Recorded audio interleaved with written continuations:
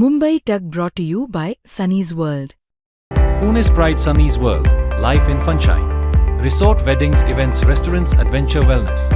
Sunny's World, perfect destination for every occasion. Lok Sabha मतदारसंघांच्या पुनर्रचनेच्या विधेयकावरून Rashtrawadi Congress Sharad Pawar गटामध्ये वेगवेगळी भूमिका घेण्यात आली आहे.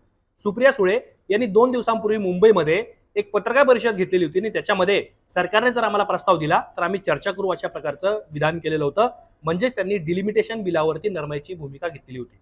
पण त्यानंतर आता लगेचच राष्ट्रवादी काँग्रेस शरद पवार गटाचे नेते रोहित पवार यांनी एक्सवरती एक पोस्ट केलेली आहे आणि त्या पोस्टमध्ये त्यांनी डिलिमिटेशन बिलाला म्हणजेच पुनर्रचनेच्या विधेयकाला अत्यंत कडाडून विरोध केलेला आहे.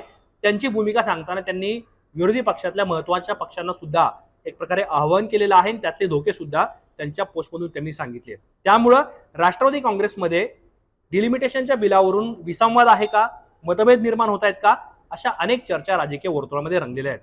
सुप्रिया सुळे यांनी काय म्हटलेलं होतं आणि त्यांच्यानंतर 2 दिवसानंतरच रोहित पवारांनी वेगळी भूमिका का मांडली, त्यांनी त्यांच्या एक्स पोस्टमध्ये नेमकं काय म्हटलेलं आहे, कुठलं आवाहन त्यांनी विरोधी पक्षांना केलेलं आहे आणि सगळ्यात महत्त्वाचं म्हणजे पक्षामध्ये वेगवेगळे विचार मांडले जात असताना वेगवेगळी भूमिका घेतली जात असताना शरद पवार हे काही वेगळी भूमिका घेणार का, या सगळ्या प्रश्नांची उत्तर आपल्याला या व्हिडिओच्या माध्यमातून समजून घ्यायची आहेत. नमस्कार, मी आतिक आणि मुंबई तक मध्ये तुम्हा सर्वांचं स्वागत आहे. रोहित पवारांची एक्स पोस्ट काय आहे ते समजून घेण्यापूर्वी सुप्रिया सुळे यांनी काय भूमिका घेतली होती ती मला तुम्हाला सांगायची आहे. 2 दिवसांपूर्वी मुंबईमध्ये सुप्रिया सुळे यांनी पत्रकार परिषद घेतली आणि त्यामध्ये बोलताना त्यांनी म्हटलेलं होतं की मतदारसंघांच्या पुनर्रचनेच्या बाबतीत सरकारने गरज असेल तर प्रस्ताव द्यावा. 50% अटीबद्दल आम्ही इंडिया आघाडीसोबत चर्चा करू. तो जर योग्य आणि लोकांच्या हिताचा असेल तर आमची चर्चा करण्याची तयारी आहे. हे बिल पास करायचं असेल तर चर्चेने आणि गुन्ह्या गोविंदाने संवाद साधणं गरजेचं आहे किंवा साधला पाहिजे, अशी भूमिका सुप्रिया सुळे यांनी घेतलेली होती. म्हणजेच एक प्रकारे त्यांनी बिलाला कडाडून विरोध केलेला नव्हता. जर सरकारने आमच्याशी चर्चा केली आणि असंही त्यांनी सांगितलेलं होतं की त्यांच्यासोबत आणखी 2 घटक पक्षांना केंद्र सरकारच्या प्रतिनिधींनी बोलून घेतलेलं होतं आणि त्यांच्यासोबत चर्चा केलेली होती. तर त्यांनी प्रतिप्रश्न केला की तुम्ही विरोधी आघाडीतल्या लोकांना वेगळं का बोलवतायत, एकत्र बोलवा, अशा प्रकारचं त्यांनी विधान केलेलं होतं. आता सुप्रिया सुळे यांनी त्यांची भूमिका स्पष्ट केली. अर्थातच सुप्रिया सुळे या राष्ट्रवादी काँग्रेस शरद पवार गटाच्या लोकसभेतल्या नेत्या आहेत, त्यामुळे त्यांच्या विधानाला आणि त्यांच्या भूमिकेला महत्त्व प्राप्त होतं. पण 2 दिवसानंतरच महाराष्ट्रातले शरद पवारांच्या राष्ट्रवादीतले महत्त्वाचे नेते रोहित पवार यांनी एक पोस्ट केली आणि त्या पोस्टमधून त्यांनी पुनर्रचनेच्या विधेयकाला अत्यंत कडाडून विरोध केलेला आहे, जेव्हा की सुप्रिया सुळे त्याच विधेयकावरती नरमाईची भूमिका घेत आहेत. रोहित पवारांनी जी पोस्ट केलेली आहे त्याच्यामध्ये ते म्हणतात, उद्यापासून सुरू होणाऱ्या संसदेच्या पावसाळी अधिवेशनात डिलिमिटेशन म्हणजेच मतदारसंघ पुनर्रचना विधेयक मंजूर करून घेणं हा सत्ताधाऱ्यांचा मुख्य हेतू आहे. यासाठी गोड बोलून राज्यांना 50% जागा वाढून देण्याचं आमिष दाखवलं जाऊ शकतं. मात्र या आकड्यांच्या जाळ्यात अडकून आपण या विधेयकाला पाठिंबा दिला तर महापालिका निवडणुकीतील प्रभाग रचनेप्रमाणेच लोकसभा आणि विधानसभेच्या मतदारसंघांचीही राजकीय फायद्यासाठी तडजोड केली जाईल. भौगोलिक सीमा किंवा घटनात्मक चौकटीचा विचार न करता केवळ सत्ता कायम राखण्यासाठी ही पुनर्रचना केली जाईल आणि आसाममधील मतदारसंघांची पुनर्रचना हे याचं अत्यंत उत्तम उदाहरण आहे. हा पहिला मुद्दा रोहित पवार यांच्या पोस्ट मधला. ते काय सांगतायत की 50% जागा वाढवून देण्याचं म्हणजे आमिष दिलं जात आहे आणि विधेयकाला जर पाठिंबा दिला तर त्यानंतर सरकार एक प्रकारे हे करणार नाही, आश्वासन पाळणार नाही, असं त्यांचं म्हणणं आहे. हे यासाठी महत्वाचं आहे कारण सुप्रिया सुळे यांनी त्यांच्या पत्रकार परिषदेमध्ये उदाहरणं दिलेली होती. ती उदाहरणं कसली होती आणि अत्यंत सोजवळ भाषेमध्ये त्यांनी सांगितलं होतं की जर महाराष्ट्रामध्ये 48 लोकसभेचे खासदार आहेत तर त्याचे अर्धे निम्मे 24 होतात आणि या विधेयकानंतर ते 72 होतील. उत्तर प्रदेशमध्ये 120 खासदार होतील, जेव्हा की आता तिथे 80 खासदार आहे, म्हणजे 40 खासदार तिथे वाढतील. अशा प्रकारची उदाहरणं ही सुप्रिया सुळे यांनी दिलेली होती.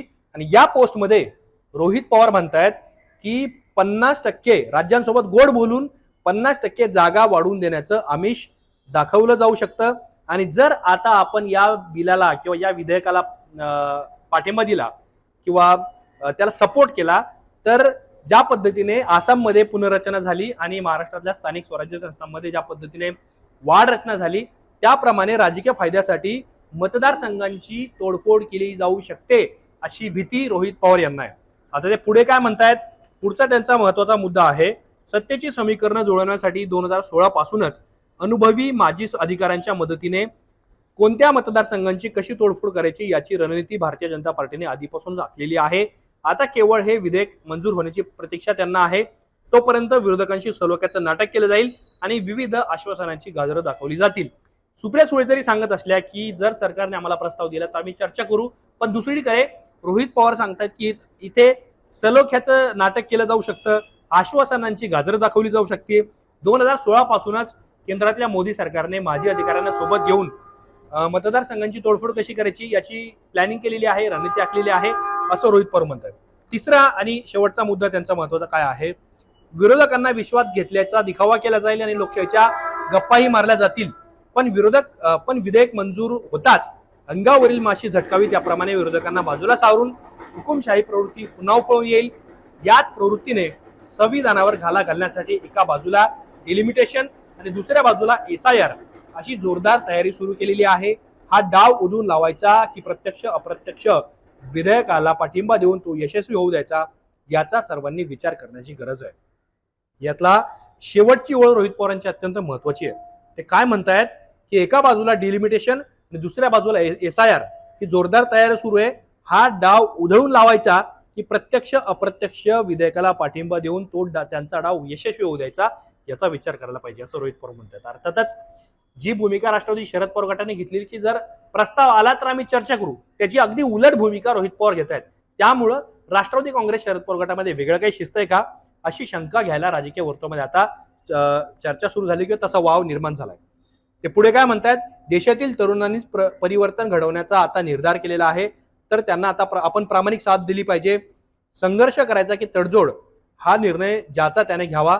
आता अपना टाइम आएगा म्हणत थांबायची वेळ नाहीये, तर अपना टाइम आ गया असा विश्वास बाळगून विरोधकांनी एकजुटीने खंबीरपणे निर्णय घेण्याची गरज आहे. जय संविधान, जय लोकशाही. एक प्रकारे मी तुम्हाला रोहित पवारांच्या पोस्टमधल्या सगळ्या ओळींचा अर्थ डिकोड करायचा प्रयत्न केला, पण या निमित्ताने राष्ट्रवादी काँग्रेस शरद पवार गटामध्ये दोन मतप्रवाह, दोन वेगवेगळे विचार डिलिमिटेशनच्या बेलावरती आता तरी आपल्याला पाहायला मिळत आहेत. त्यामुळं राष्ट्रवादी काँग्रेस शरद पवार गटामध्ये मतभेद आहेत का, वेगवेगळी भूमिका घेतली जात आहेत का, याची चर्चा यासाठी सुद्धा सुरू आहे कारण पुनर्रचनेच्या विधेयकाला पाठिंबा देण्यावरून राष्ट्रवादी काँग्रेसच्या खासदार आणि आमदारांमध्ये काही वेगळे गट आहेत आणि सोबतच NDA मध्ये जाण्यावरून सुद्धा आमदार आणि खासदारांमध्ये दोन मतप्रवाह आहे. काही जणांचं म्हणणं आहे की सरकारसोबत जायला पाहिजे, तर काही लोकांचं म्हणणं आहे काँग्रेसमध्ये विलीन होऊन राजकारण करायला पाहिजे. अशा ज्यावेळेला एवढ्या सगळ्या राष्ट्रवादी काँग्रेस बद्दलच्या चर्चा राजकीय वर्तुळामध्ये होत आहेत, त्या पार्श्वभूमीवरती सुप्रिया सुळे आणि रोहित पवारांची वेगवेगळी भूमिका यावरून सुद्धा आता राजकीय वर्तुळामध्ये चर्चा सुरू झाली आहे. पण सगळ्यात महत्वाचं म्हणजे शरद पवार या सगळ्या प्रकरणावरती बोलणार का, जेव्हा की आजपासून संसदेचं पावसाळी अधिवेशन हे सुरू झालेलं आहे. सरकारने डिलिमिटेशनचं बिल लिस्ट जरी केलेलं नसलं तरी ऐनवेळी हे बिल मांडलं जाईल का. आगामी काळामध्ये ज्या पद्धतीने सुप्रिया सुळे हे नरमाईच्या भूमिका घेत आहेत, रोहित पवार मात्र नरमाईची भूमिका घ्यायला तयार नाहीयेत.